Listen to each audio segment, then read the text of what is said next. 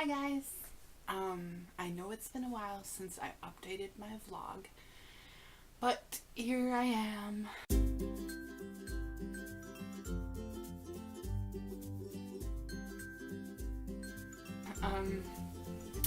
Last time I vlogged, I was in the UK still with Matt.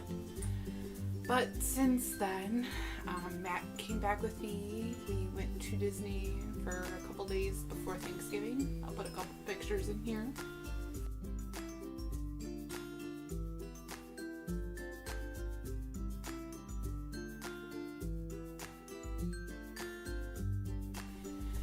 And then we came to Wisconsin and had Thanksgiving with my family. It was really nice. But then Matt went back to the UK, which is a bummer.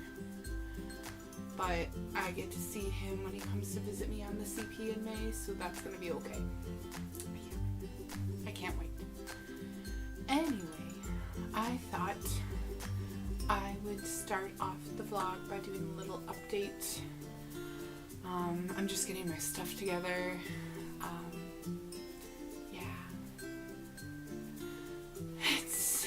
I wish it was now, just because I see so many people on the Facebook group talking about it and saying, oh, we're here, we're checking in. I just can't wait to get out of this Wisconsin weather. It's horrible, absolutely horrible. But enough about that. Today, I thought I would do a top 5 things to do as a CP in Disney, and then also a top 5 things not to do when you're a CP in Walt Disney World. So let's get that started. Number 1 on my list of yeses of things to do on your college program is kind of an obvious one. Spend time in the parks.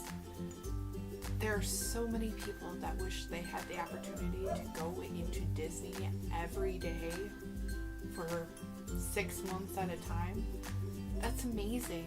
And think about what a bonus that is. Like, 1 day tickets into Magic Kingdom are like $100. Think about that. Not many people get to do that, and there's so much to see. And even if you think you've seen it all, there's more that you haven't experienced or tried. Definitely use your main gate and go as often as you can, because otherwise you'll regret it. My second thing I'd recommend doing on your college program is volunteering. I know when I've gone in 2008 and 2011, they had the opportunity to volunteer at Give Kids the World, which is the Make-A-Wish village not very far from the housing complexes. And there would be a weekly or bi-weekly sign up for people to go and volunteer. And they would have a van to take the CPs to the village, and you get to interact with these kids, and it's amazing. And I only wish I would have done it more. So on my 3rd time around, I'm definitely going to volunteer as much as I can. Just to be able to change, or make their vacation even better. It's totally rewarding. And I know since then, I believe they have even more opportunities for different areas to volunteer in. So check it out. My 3rd thing I would recommend doing on your college program is exploring the surrounding area. True, you're going to have these free tickets to Disney, and I just told you, spend time in the parks. But Orlando is a beautiful, huge city full of so much life and culture and just new experiences. Get out and see it, and expand even further than Orlando. Go explore the state, go to the ocean.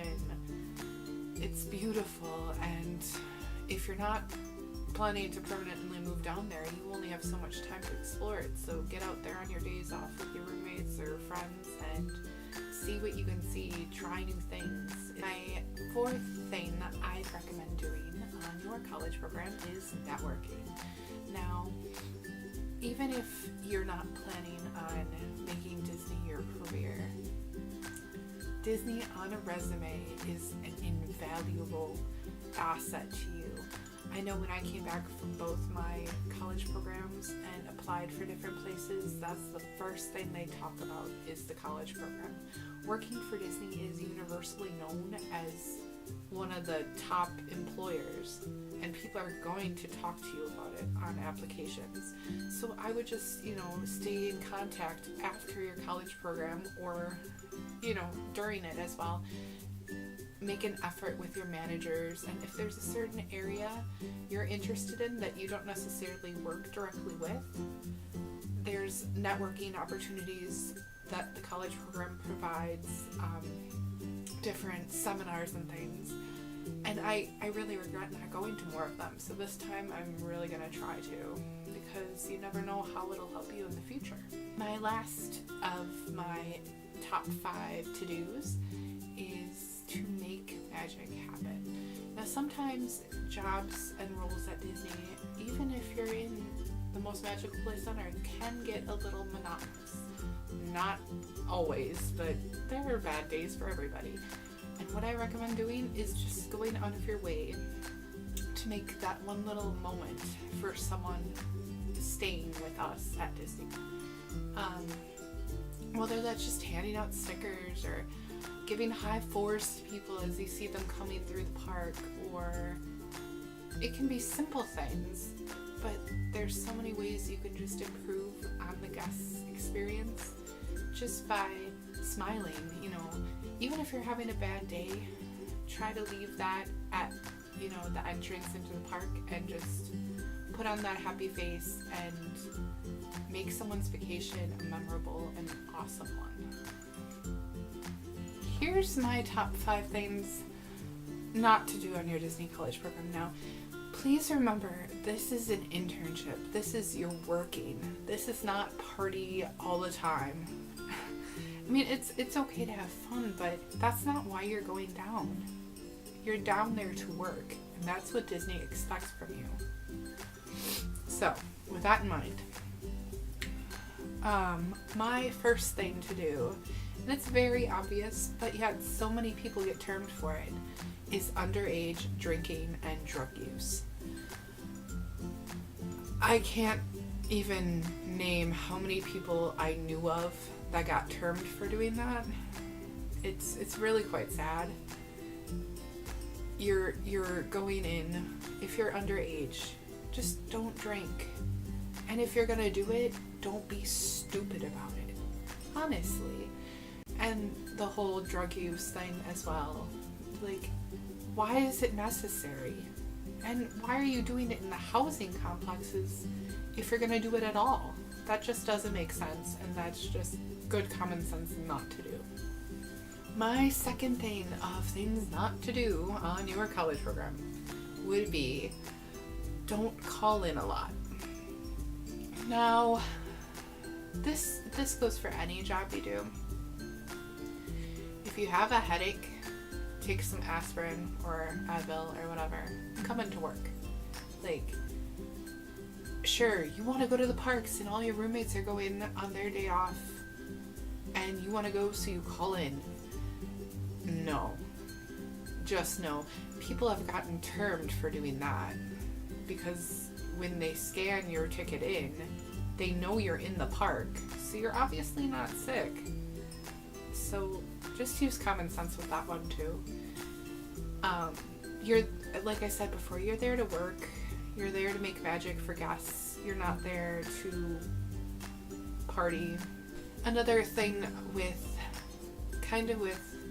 my third thing